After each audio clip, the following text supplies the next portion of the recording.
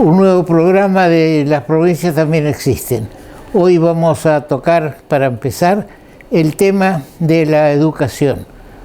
Nosotros somos partidarios de la educación presencial. No hay nada que la supere, pero tenemos que tener en cuenta la situación del problema de salud que estamos teniendo en todo el país, que es el del coronavirus, y entonces hay que amoldarse a la situación sanitaria. Un grupo de la Cámara de Escuelas Privadas ha pedido, digamos, autorización para iniciar clases para los alumnos de sexto grado y de sexto año, es decir, los que terminan un ciclo, con un determinado protocolo presentado y que está a consideración de las autoridades. Yo voy a traer una mención, algo que salió publicado días pasados, el día 22, en el diario La Nación, que habla de la opinión de Cristian Duré, un médico argentino que vive en Suecia. El título dice: el desesperado pedido de un médico argentino en Suecia: metan a los chicos en las escuelas. Metan a los chicos, no hay ninguna evidencia que demuestre que haya que suspender las clases en Suecia. En Suecia, dice, nunca se suspendieron las clases, se recomendó que las personas que podían trabajar desde su hogar lo hicieran, se mantienen las distancias en el transporte público, el cual siempre funcionó. Es importante saber qué es lo que pasó en Suecia, porque permanentemente se trata de hacer una comparación de lo que pasa en nuestro país con lo que pasa en Suecia. Indudablemente son dos formas de vida completamente distintas, dos formas de manejar un país completamente distintos.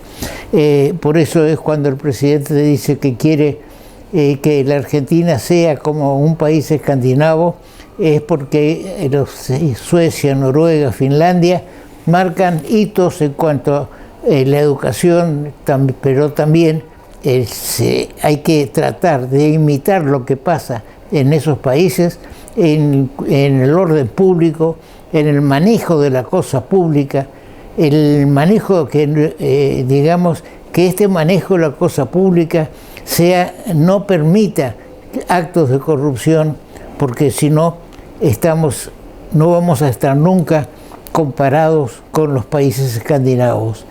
Ojalá que algún día podamos decir estamos igual o volvemos a ser lo que éramos hace 100 años atrás, sí, 100 años atrás, que éramos una perla en el mundo y todos querían venir a vivir a la Argentina, mis padres incluso. Mi padre vino de Besarabia, en Rusia, y mi madre de Londres, en Inglaterra. Hasta los ingleses venían y han, digamos, tenido una participación importante con los ferrocarriles y con distintas actividades dentro de nuestro país. Es decir, que apoyamos nosotros desde acá y la reanudación de las clases presenciales con el sistema que le llaman sistema con el globo o digamos grupos pequeños de 9 alumnos que van a concurrir 2 veces por semana.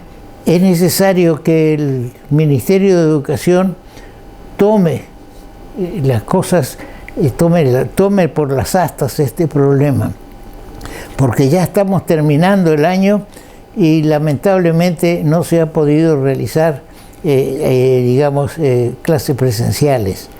Y es importante el contacto de los chicos que venían, por ejemplo, años, los de sexto grado ya prácticamente llevan 6 años conociéndose, y los de sexto año serían casi 12 años en contacto entre amigos. no hay que romper esos lazos de amistad, digamos que teniendo a los chicos separados. Pero hay que tener también un protocolo que exija que se vaya con máscara, digamos con tapabocas, y que se cumplan las normas de higiene, que se exija ya sea al aire libre, ya sean en salones, y se exija una higiene muy puntual en el tema de los baños. Hasta diría yo que habría que tener una persona para que dentro del protocolo, para que cada vez que entra un alumno o alumna a los servicios, que deban ser higienizados de inmediato. Ese es un tema fundamental. Esperemos que se pueda ajustar el tema. En la provincia de Buenos Aires, y lo decíamos el programa anterior, los 24 distritos de la provincia de Buenos Aires estaban seleccionados para iniciar las clases el día lunes pasado, pero hubo algunos problemas y se volvió a postergar hasta el día 2, el próximo del mes ya de noviembre, para seleccionar cuáles son los distritos en la provincia de Buenos Aires que tienen menos casos de COVID. Yo espero que los casos de COVID en nuestra provincia y en nuestra ciudad vayan disminuyendo progresivamente para evitar contagios. Y ahí vuelvo a insistir lo que dije en programas anteriores. No participo de la idea de que los establecimientos públicos cobren por realizar el hisopado. Yo creo que el Dioscor, por ejemplo, tiene que absorber el costo, porque si una persona quiere saber cómo está, tiene que atenderlo. Es como una consulta médica. Entonces, dejar que el que tiene la inquietud de querer saber cómo está, no tiene por qué pagar 6.000 pesos en los establecimientos oficiales o 8 o 10.000 pesos en los laboratorios, y no tienen cobertura ni de PAMI, ni de Dioscor, ni de los seguros de salud. Es necesario, gana plata el Estado haciendo la mayor cantidad de testeos, porque si no se hace el testeo, no se puede determinar si una persona es asintomática o si está, digamos, en la puerta de entrar a una infección y que puede evitarse. Y cuanto antes se determine si una persona está o no propensa a contagiarse con el virus, digamos, es economía para el Estado. Ayer, hoy y siempre. Banco, el Banco de Corrientes. Estamos con el doctor Perucho Casani, que es presidente de la Cámara de Diputados de la provincia. Buenos días, doctor. Queríamos cambiar ideas con usted sobre lo que está ocurriendo en estos días en el orden nacional con el derecho de la propiedad, la toma de los campos que se han hecho, ya prácticamente los dos más importantes, uno en provincia de Buenos Aires y otro en Entre Ríos, se levantaron, hay indemnizaciones. ¿Cuál es su opinión sobre todo esto, en especial la ratificación del derecho de la propiedad, que creo que es necesario? Buen día, doctor, ¿cómo le va? Bueno, primero que todo quiero agradecerle la posibilidad de salir con este sistema moderno ahora, con la nueva tecnología a distancia, pero poder estar nuevamente en su programa. De verdad quiero decirle que para mí un verdadero gusto siempre conversar con usted. Y bueno, antes de referirme a su pregunta, me gustaría no dejar pasar un día tan importante en la Argentina como es el 30 de octubre.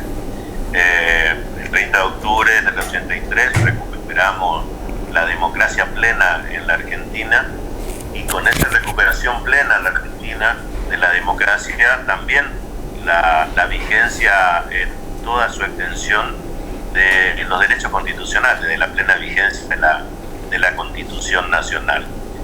Nuestra Constitución Nacional de 1853, de su primera redacción, más allá de la modificación en el 60, habla claramente en el artículo 14 del derecho de propiedad, respeto al derecho de la propiedad privada. Sin duda que los acontecimientos que hoy están ocurriendo en distintas provincias argentinas respecto de la violación del derecho de propiedad, la usurpación más concretamente en muchas locales, muchos predios a lo largo y a lo ancho de toda la Argentina, felizmente Corrientes en ese sentido es la excepción. Nosotros no tenemos en los últimos días, por lo menos, acontecimientos como estos. Genera sin duda una gran preocupación, sobre todo cuando el gobierno nacional no da señales claras respecto a si entiende que las usurpaciones es un delito o no es un delito. Cuando comenzaron a ocurrir estos acontecimientos en Guernica, por ejemplo, funcionarios del gobierno nacional decían que esto no era una actitud delictiva. Esto se completa con el escenario de Entre Ríos, de un dirigente social acompañado de un grupo de ciudadanos, irrumpen en una propiedad privada con un argumento de que una de las herederas le permitió, etc. Esto sin duda que nos coloca a todos en una situación de alarma, de quienes creemos en el sistema republicano, de quienes creemos que la única manera de vivir de una manera civilizada tiene que ser respetando la Constitución Nacional y la Constitución Provincial. Pero déjeme decirle, doctor, que ayer tuvimos dos buenas noticias. Una que fue la decisión de una juez de la provincia de Entre Ríos que estableció que era una usurpación lo que estaba ocurriendo en un campo de propiedad privada, ordenó su desalojo y el desalojo se implementó, razón por la cual allí, digamos, se corrigió lo que tiene que ver con esta usurpación. Y ayer, durante horas de la madrugada, también se produjo la desocupación del predio en Guernica, lo cual quiero dejarles claro, yo no es que estoy diciendo que aquel que no tiene vivienda se arregle como pueda. Así es. El Estado el que siempre debió, debe y deberá velar por proveer de una vivienda digna a los ciudadanos. Entonces, ojalá que el gobierno nacional actual y los que vengan comiencen a trabajar de verdad en resolver el problema de la vivienda de la sociedad. Lo que no es tolerable es que cada uno tome aquello que cree que está al alcance, y sobre todo cuando estas tomas, estas usurpaciones, tienen que ver con algún pensamiento político del caso. Yo no creo, francamente, que las usurpaciones se produzcan de manera espontánea. Así es. Hay toda una logística detrás, un pensamiento contradictorio con lo que dice la letra y el espíritu de la Constitución, y que cuando la gente va a estos lugares uno ve que se los traslada en camioneta, camiones, se le acerca chapa, etcétera, etcétera. Con lo cual me parece, repito, que ayer con el procedimiento que se llevó a cabo en la usurpación en la provincia de Buenos Aires y el fallo judicial, también en el caso de Buenos Aires había fallo judicial, obviamente, ¿no?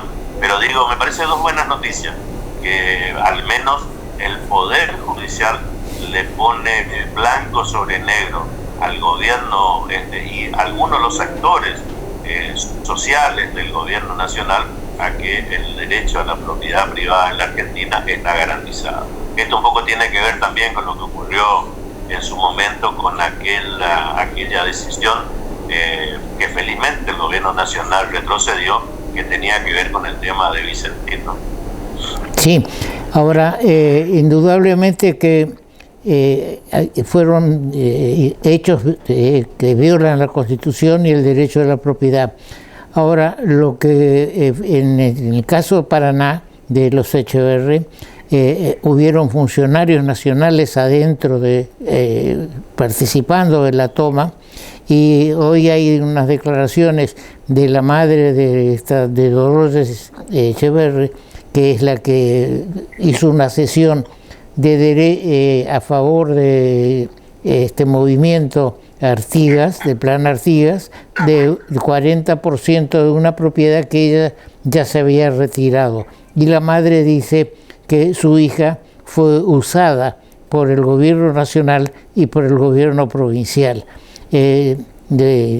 Directamente en el gobierno de Entre Ríos separó al director de Cultura porque estaba dentro de la toma, pero no, el gobierno nacional no tomó iguales medidas con un par de funcionarios de nivel procediendo a tomar medidas, ¿no es cierto? Ahora, ¿qué opinan? Sí, este es un mal que viene, que no es de un año ni de 4, y que proviene, en mi criterio, del éxodo que se dio del año 50, de ciudadanos de las provincias que fueron a Buenos Aires, al Gran Buenos Aires, digamos, en busca de trabajo, porque apareció un movimiento industrial de posguerra que fue muy importante, ¿no? ¿Qué opina usted de indemnizar, de dar de 50.000 pesos por mes, 3 meses, prorrogables por otros 3, a aquellos que han sido desalojados? ¿Va? Sí, sin duda, doctor, que son las decisiones políticas que va tomando el gobierno federal que nos causa cada vez más sorpresa. Es cierto que el gobierno y el Estado tiene que atender la situación de muchas familias, lo que aparece públicamente como una especie de que en un país devastado, donde los jubilados realmente han sido confiscados de sus sueldos a partir de que este gobierno nacional ha suspendido la fórmula para actualizar los salarios de los jubilados, donde los policías en la provincia de Buenos Aires se levantaron hace aproximadamente 60 días para conseguir un sueldo de 44.000 pesos, donde una enfermera que está al lado de nuestra cama en un hospital cuidando de nuestra vida cobra 35.000 pesos, que a quienes cometieron un delito que es la usurpación, por la razón que fuere, por necesidad o por especulación política, que el gobierno nacional distraiga de semejante cantidad de fondos para pagar durante 6 meses a gente que cometió delitos es bastante difícil de entender. De verdad, doctor, explicar estas cosas entre nosotros es difícil, y explicar estas cosas fuera del país, realmente la gente no puede entender cómo cabe en el criterio de una gestión semejantes decisiones que, más allá de la cantidad de billetes que necesita imprimir, porque en realidad convengamos que en los últimos meses, desde la pandemia sobre todo, lo que más funciona en la Argentina tiene que ver con la máquina de fabricar billetes, que ya traen de Brasil y traen de México porque no alcanza las 24 horas de la máquina de imprimir billetes. Así es. Le diría que son papel que parecen billetes, que parece una moneda. Entonces me parece que la señal no es buena, me parece que el mensaje no es bueno. No digo que no haya que atender la situación de muchas familias. Por supuesto, por supuesto. Que están repartidos a lo largo y a lo ancho de toda la geografía nacional, pero digo, la señal no es buena. Al que trabaja, que se levanta, va a cumplir con su obligación, gana el 70% de aquellos que cometieron un delito y que el gobierno durante 6 meses le dice, seguí, y la señal es a otros, vos querés ganar 50.000 pesos, anda a usurpar. Si querés ganar 50.000 pesos, anda a usurpar. Me parece que la señal del gobierno no es buena. Yo la verdad que veo con preocupación la gestión actual nacional. Siempre uno no termina de sorprenderse las decisiones que se van tomando. Uno entiende la situación compleja en la que estamos, pero me parece que de esto se sale con mucho orden, están siendo prioridades, estimulando a los que tienen ganas de trabajar, viendo de qué manera se genera la recuperación de tantos argentinos que perdieron este año nomás su fuente de trabajo. En lo que llevamos del año, doctor, por supuesto que usted sabe estos datos, pero lo digo para el televidente. ¿Sí? Más de 3,5 millones de argentinos perdieron su fuente de trabajo. Entonces, en lugar de estar ocupándonos desde la política y desde la gestión de gobierno, en ver cómo hacemos para recuperar fuentes de trabajo, lo que seguimos repartiendo son, no sé, papeles que parecen billetes o parecen monedas, como para generar aún más desánimo a aquellos que tienen muchas ganas de trabajar, que son muchos felizmente en la Argentina, y muchos que aún, digamos, sin haber conseguido un lugar de trabajo, esperan todos los días poder conseguirlo. Y muchos de ellos me consta que se preparan para conseguir, pero que lamentablemente la situación de la Argentina es compleja en ese sentido. Por eso, como redondeando su pregunta, me parece una mala señal del gobierno estimular con un sueldo, una remuneración o una asistencia económica a quien acaba de cometer un delito, porque después esto va en escalada. Otro será, bueno, aquel que va y, digamos, entra en una casa o entra a un banco, qué sé yo, no sé, el premio, entre comillas, te doy un sueldo durante una determinada cantidad de tiempo. Pero bueno, esperemos que esto quede ahí y que no se multiplique, que no sea un ejemplo para que otros que por allí no pensaban nunca llegar a una usurpación, llevado por el estímulo de contar con un aporte del Estado, puedan imitar este tipo de actitudes. Sí, parecería que se compró el silencio del desalojo, que fue una manera de comprarlo. Ahora, en todas estas usurpaciones hay punteros, hay gente de distintos lugares o que hacen negocio con esto. Toman, determinan cuál es la tierra que está desocupada y la venden incluso, ¿no es cierto?, a gente humilde que poco conocimiento sobre cómo es el sistema. Ahora, aquí se paró digamos, algo que trataba de correrse también a países vecinos. Hay un video en el cual a Grabois en Bolivia, va a Grabois a Bolivia y es mal recibido, que perseguido, ¿no es cierto? Ahora, dicen de que hubo en la intervención Bello un Grabois, ¿usted tenga algún recuerdo de eso? Yo la verdad que no sé, en un momento se decía que era hijo de una exfuncionaria del PAMI, pero después leí que no, pero de todas maneras me parece que más allá de la persona, que en este caso se refiere Grabois, existen muchos agitadores sociales. Sí. Y por supuesto que la gente que más necesita termina siendo víctima de estas maniobras, sobre todo cuando no hay una política clara respecto de qué es lo que se debe hacer, donde no hay una escala de prioridades por donde se debe trabajar. A mí lo que me preocupa sobremanera es que el presidente de la República, por lo menos en apariencia, no tiene un liderazgo consolidado. Entonces hay un gobierno loteado donde existen ministerios, donde hay funcionarios en distintas escalas, de distintos espacios de pensamiento, y donde nadie le pone el punto a la I.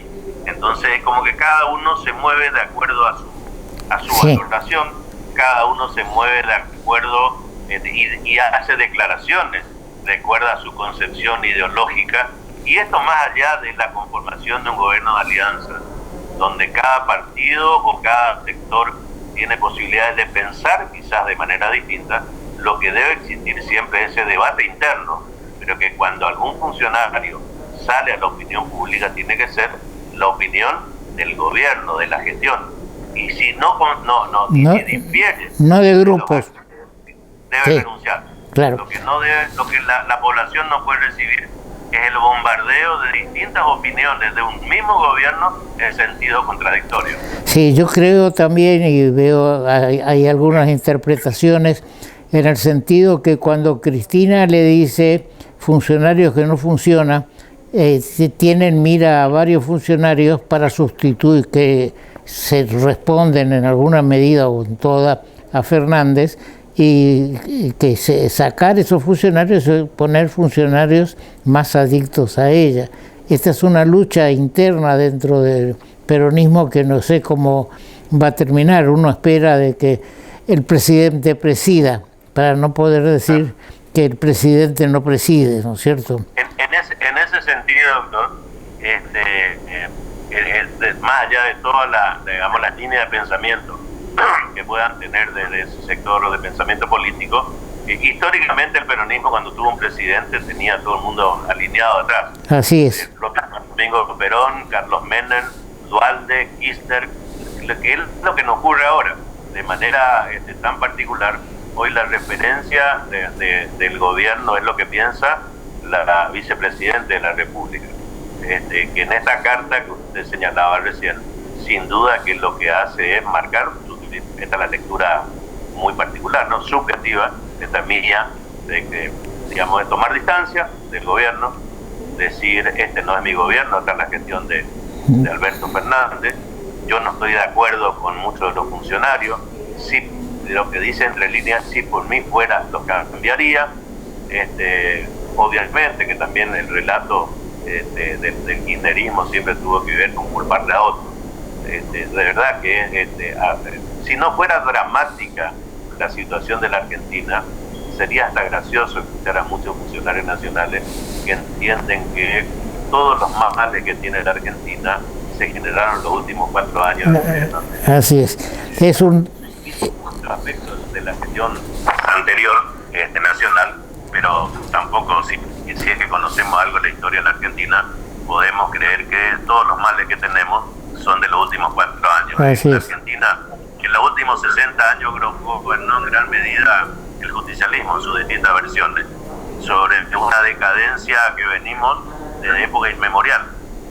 La inflación en la Argentina data de 76 años de la fecha. sí, De gran parte de esos años lo gobernó el Partido Justicialista, pero la verdad que la dirigencia de esa fuerza, de esa línea de pensamiento, la verdad que tienen la capacidad de tratar de generar en la sociedad el convencimiento de que solamente el justicialismo puede gobernar en la Argentina y que no se hacen responsables de ninguna gestión anterior. claro, uno pregunta, sí, tienen una gran capacidad. uno pregunta cuál justicialismo, ¿no es cierto? Porque Cristina parece acá lavarse las manos. Si las cosas andan mal, es problema de Fernández. Ahora, si las cosas andan bien, es conjunta la virtud. También es cierto que en esto la oposición tiene mucho que ver. Hay una oposición que por allí les cuesta, primero que todo, tener una oferta electoral única.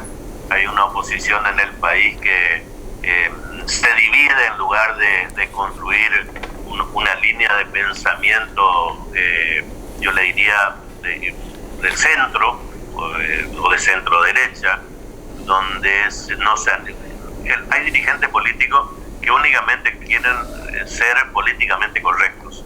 Claro. En realidad la situación de la Argentina ya no da para eso.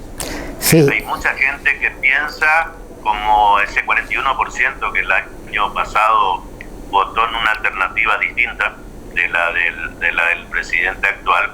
Y yo le puedo asegurar que en estos 10 meses que llevamos de este año 2020, muchos de los que votaron en ese 47% que consagró al presidente actual, yo le diría que si el domingo votáramos, no sé si volverían a expresarse en las urnas en el mismo sentido. Es posible, sí. Esto me parece que también la oposición tiene que hacer una severa crítica y ver si hacia el año que viene, donde hay una elección legislativa nacional, que va a ser sumamente importante. Ahora, Porque el año que viene vamos a renovar diputados y senadores en el Congreso, y también hay que ver, en función de la elección del año próximo, cómo queda conformado los distintos bloques, quién tiene mayoría, si es que tiene el justicialismo mayoría propia, sí, en diputados fundamentalmente. Creo que ahí también en esto la oposición tiene que tomar el guante y tiene que comprometerse a hacer una oferta electoral que que al menos impida que, ya que en el Senado Nacional tienen mayoría, también lo materialicen en la Cámara de Diputados de la Sí, Nación. yo creo que en el Senado con esta elección no va a haber mayor modificación. Habrá uno senador más para algunos de los lados, pero nada más. La gran batalla está, como usted dice, en diputados. Y la oposición lamentablemente no aparece unida, porque López Murphy, que pretende, habla del 2023 para unirse. López Murphy, lo que, en mi criterio, y asumo lo que digo, porque yo trabajé para López Murphy presidente hace varios años, y creo de que él va a ser, encabezando una lista, va a ser diputado, pero el ego de los políticos, yo también soy político, el ego de los políticos no le va a permitir a López Murphy ser segundo de nadie. Entonces él hace un movimiento que divide, y también los otros dos, Gómez Centurión y El Economista, y ahora aparece en los diarios que Frigerio también está con, digamos, tratando de ganar gente del peronismo.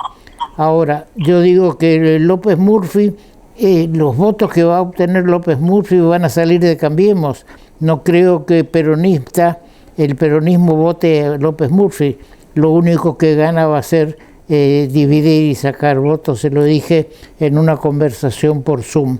Ahora, el tema está también, yo hago esta que parece un verso, ¿no? Ganamos pero perdemos. Es decir, le vamos a ganar al oficialismo la suma de Cambiemos, la de López Murphy, la de Gómez Centurión, y vamos a decir, sí, tenemos más votos que ellos, pero tenemos menos bancas, porque siempre usted sabe que quedan las colitas que van quedando por ahí, y que unidos pueden significar 2 o 3 bancas más y que la vamos a perder. Es decir, que si no reacciona nuestra dirigencia, yo ya estoy medio más de periodista que de dirigente político, pero si no va la oposición junta, va a haber problemas. Y vamos al tema local, Perucho. En el diario de hoy nos dice que nuestra bancada de diputados votó distinto el tema del presupuesto, y el gobernador hace una mención de que tiene 2 diputadas de fierro, porque las 2 diputadas que tiene Corrientes votaron el presupuesto y los otros digamos no cumplieron con la resolución del Frente de Todos de abstenerse. Esto no significa también que ya empieza a haber una división para las elecciones del año que viene, donde nosotros, además de diputados, legisladores nacionales, elegimos gobernador, y usted me dijo en una oportunidad, más de 400 cargos se van a estar en juego. Mire, yo la verdad debo confesarle que me sorprendió la noticia de que de los 4 diputados nacionales por la provincia de Corrientes, votaron el 50% por la abstención y el otro 50% por aprobar el presupuesto. No tengo detalles de primera agua, le confieso, no deja de sorprenderme. Yo la semana antepasada, en oportunidad de que se estaban por reunir los diputados legisladores nacionales por Corrientes oficialistas con el equipo económico de la provincia, yo incluso me permití hablar con el ministro de Economía, con el contador Marcelo Ríos Santini, y le sugerí que si en esa reunión podíamos participar algunos de los diputados provinciales que forman parte de la Comisión de Hacienda y Presupuesto. Y bueno, la respuesta fue, digamos, que él no había armado una reunión, pero que tenía entendido que era solamente con los legisladores nacionales por Corrientes, lo cual me parece correcto. Estábamos hablando de presupuesto nacional, pero sí, a mí me pareció que podía ser interesante que los legisladores, los diputados que forman parte en la Comisión de Hacienda de Corrientes pudiesen por lo menos para estar al tanto. Pero bueno, por supuesto. Y en verdad, ayer yo estuve con el gobernador de la provincia acá en Goya, yo estoy en Goya en este momento, desarrollando actividades en Goya, en La Valle y en Santa Lucía, pero le confieso con toda honestidad, doctor, no hablamos del tema porque hasta ese momento no se conocía la decisión y el voto de nuestros legisladores. Obviamente que a partir de ahora seguramente voy a llamar a cada uno de los protagonistas. Claro, acá sí. Una excelente relación. Acá aparece una división Colombi con Vara y el gobernador, porque las diputadas dicen que a pedido del gobernador, y tal es así que el titular del Litoral de hoy dice: tengo 2 diputadas que me responden o de Fierro, una cosa así. Bien, esperemos que no ocurra y no estoy de acuerdo con que no les hayan permitido a los diputados participar de esa reunión, porque a lo mejor se hubiera aclarado mucho de lo que estamos hablando en este momento. Y son los diputados y legisladores provinciales los que en definitiva nos rigen a nosotros.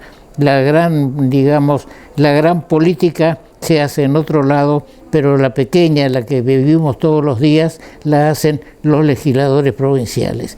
Perucho, muchas gracias una vez más y ya veremos cómo se van desarrollando los acontecimientos, y no hay que engañarse con decir ahora vamos divididos, López Murphy y los demás, cambiemos, pero en el 23 vamos a estar juntos.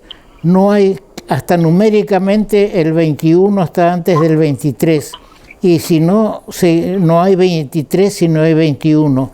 Si en el 21, es decir, el año que viene, no hay una derrota del gobierno, va a ser muy difícil que en el 23 se pierda es decir, se gane la presidencia, porque bien usted señala que son muchos grupos dentro del peronismo, dentro de la oposición también. Bueno, que pase un buen día en la linda ciudad de Goya, que hace un tiempo que no voy y me dicen que se está transformando violentamente. Muy bien, muchas gracias. Venga a Goya, no se va a arrepentir, está muy linda mi ciudad. Bueno, muy bien, muchas gracias y será hasta cualquier momento.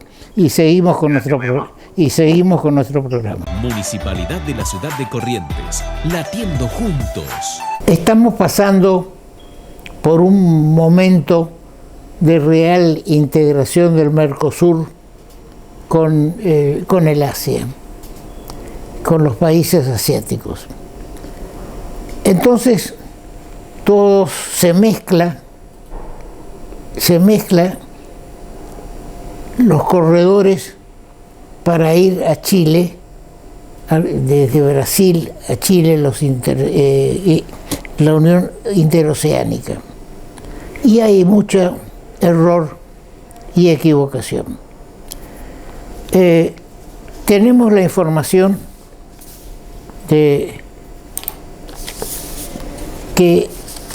dice lo siguiente: para Alberto Fernández, el corredor bioceánico es una prioridad central en la Argentina. Y habla de Brasil, Argentina y Chile a través del túnel de Agua Negra, es decir, en San Juan. Es decir, que nadie, miren que busqué, nadie habla de un corredor entre Porto Alegre y Antofagasta pasando por nuestra provincia. No está adentro, hay como 6 o 8 corredores en toda Sudamérica, desde como si fuera un canal de Panamá pero por tierra. Es decir, en Colombia también buscan a Chile, todos tratan de encontrar el cruce, pero como no se puede hacer otro canal, por ahora, ya vendrá la ciencia y hará otra cosa, entonces se hace el corredor bioceánico. Ahora, ¿qué pretende, cuál le quiere hacer el gobierno nacional? Y eso hay que tener en cuenta para no postergar la realización del segundo puente Corrientes-Chaco, que fue concebido como un puente. Uno lee toda todos los convenios que tenemos, pues tenemos mucha documentación, siempre se habla de una cuestión regional, es un puente regional, principalmente para nosotros los correntinos, para sacar los camiones del centro de la avenida 3 de Abril, Pedernera, Independencia. Si algo faltaba para demostrar lo peligroso que es esto, hace un par de días, en Entre Ríos y 3 de Abril, un camión arrolló un auto y había que ver en la foto del auto. Era algo chatarra directamente, que le hubiera pasado una aplanadora. Afortunadamente el chofer del auto se salvó, o está en terapia en el hospital escuela. Es decir que repartamos las cosas. Una cosa es el puente Corrientes-Chaco, que necesitamos que se haga, si ya están los estudios hechos y está, parece con el tema del famoso aval y de los chinos. Leía una declaración en el diario de La Nación que prácticamente los chinos dominan ya la Patagonia, pretenden la canalización y balizamiento de la hidrovía. También es posible que que se presten el dinero o hagan la inversión por política, haga la inversión China del puente, el segundo puente. Y viene el gobernador del Chaco, que ya tomó contacto con empresas constructoras digamos de China. Lo único que le objetivamos a Coque Capitanich es que informe en qué estado están esas conversaciones y sobre todo que se lo informe al gobernador de Corrientes. Eso va a ayudar. El hecho, aunque el aval está dirigido a Chaco, va a ayudar a que se consiga la financiación en una especie de, digamos, trabajo conjunto con Corrientes. Después están las declaraciones del canciller. El gobierno impulsará corredores bioceánicos con Chile para exportar con mayor competitividad. En el marco de una serie de conversaciones con funcionarios de países limítrofes, el gobierno informa que impulsará los corredores patagónicos bioceánicos. ¿Entendió? Va a impulsar los corredores patagónicos bioceánicos de Bahía Blanca a Talcahuano. Porque, y dice Solá, existen dos proyectos que tomaron la delantera que conectan a la Argentina con Chile. Se está refiriendo el canciller a de Bahía Blanca a Talcahuano y también al paso de Agua Negra, que es en San Juan, que tiene 2 túneles. Va a tener 2 túneles, es el proyecto y se está trabajando, 2 túneles para atravesar la cordillera, y son 2 túneles viales, como es vial el de Bahía Blanca a Talcahuano, como es vial el que vamos a hablar ahora en el norte de Brasil, que para mí es el que se va a realizar antes que todos, porque Brasil es Brasil y va a hacer la obra.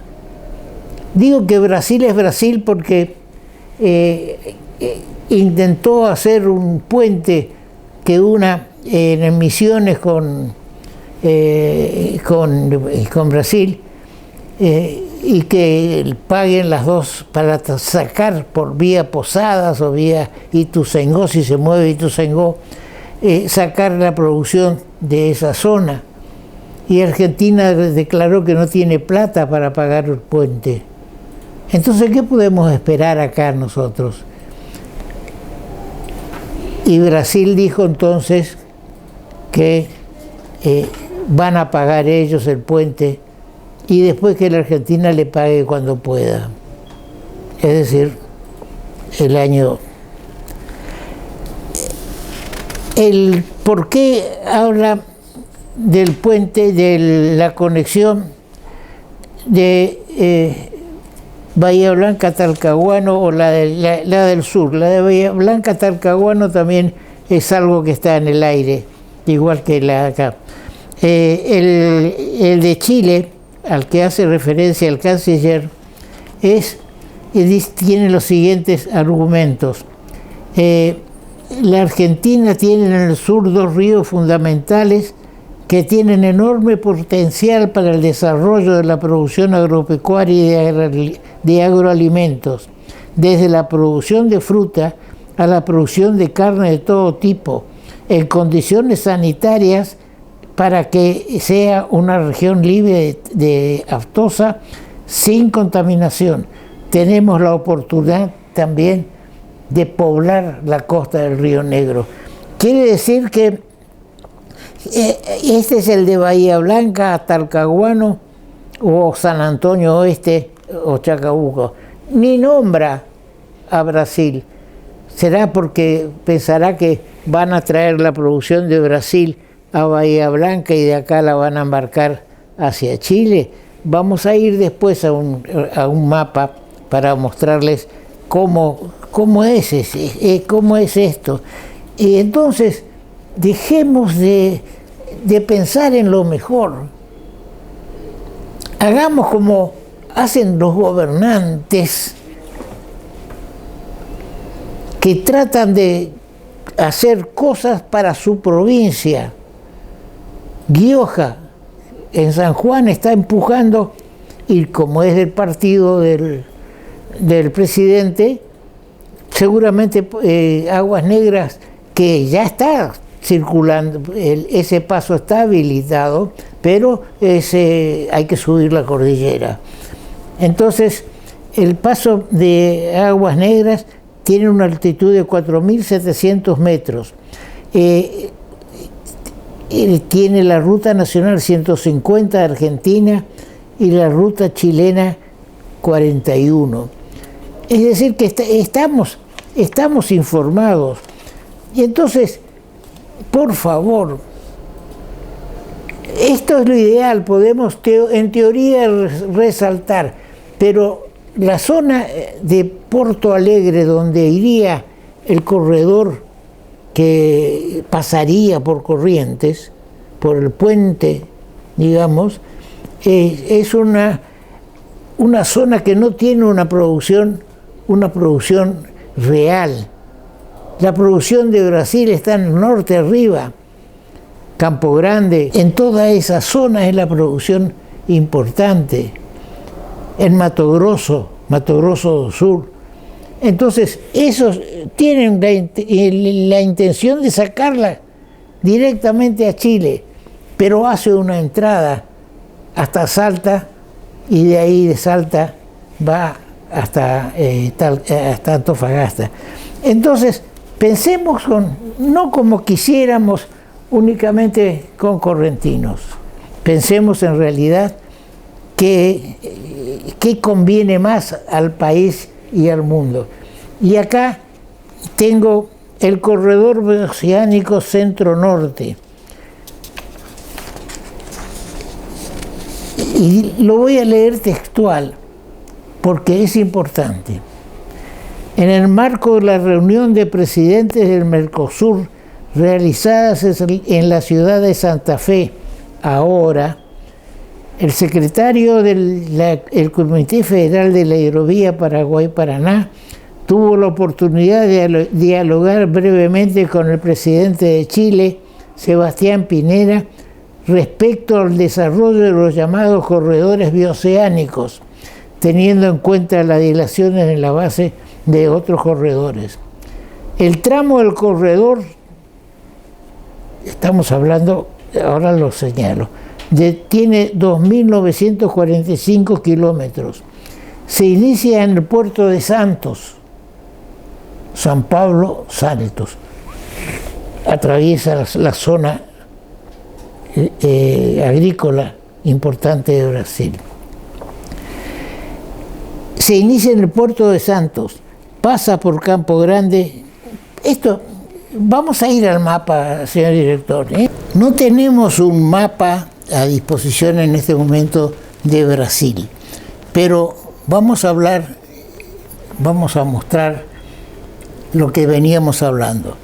Hablamos del corredor de Bahía Blanca a Talcahuano, es este, acá, en el sur, que se dicen que esta zona, la parte frutera, y lo es, la parte frutera, este es el Río Negro, que dicen que se puede poblar el Río Negro.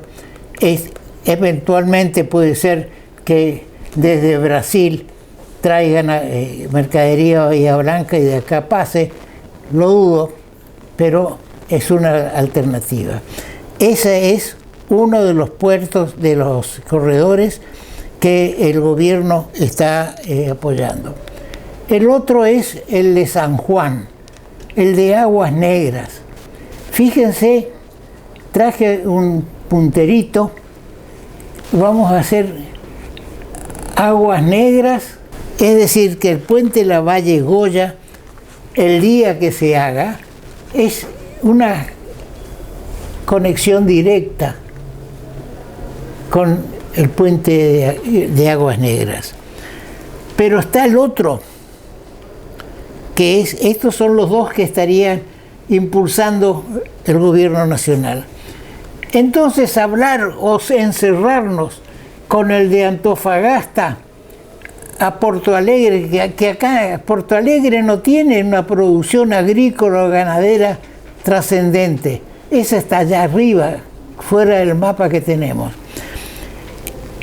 El puente que Chile tiene, el corredor que Chile tiene interés, se inicia en el puerto de Santos, por acá, estamos afuera. Pasa por Campo Grande, pasa por Campo y Puerto Moutinho, Mato Grosso do Sul, Carmelo Peralta, Mariscal Estigarribia y Pozo Hondo, ya en Paraguay, viene acá. Tartagal, fíjense, Tartagal está acá, tomen nota, y acá está Santos, que se fue. Es decir, que entra ya a nuestro país Tartagal, San Pedro, Salta y Jujuy, Salta y Jujuy, y de ahí va Antofagasta y Mejillones en Chile, estando muy avanzados los estudios del puente sobre el río Paraguay en la zona de Moutinho, que es la que tiene que estar por acá, Moutinho.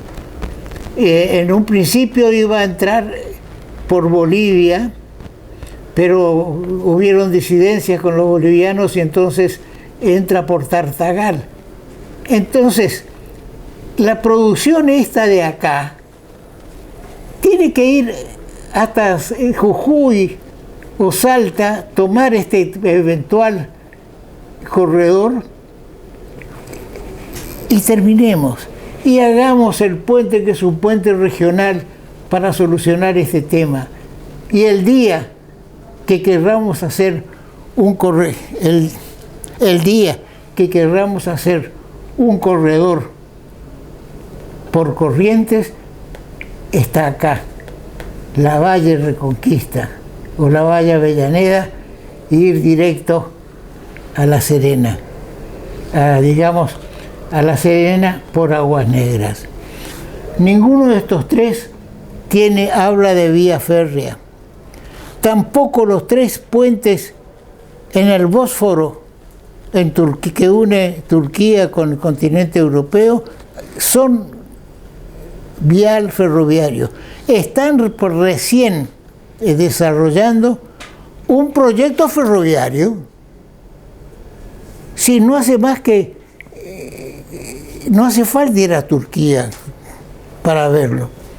Veamos qué pasa acá en el puente Zárate-Brazo Largo. Está el puente carretero y al lado está el puente ferroviario, porque el tramo a recorrer es distinta a la inclinación que tiene que tener, yo le llamo inclinación, no soy técnico, la carretera puede ir alta, pero el tren no puede ir.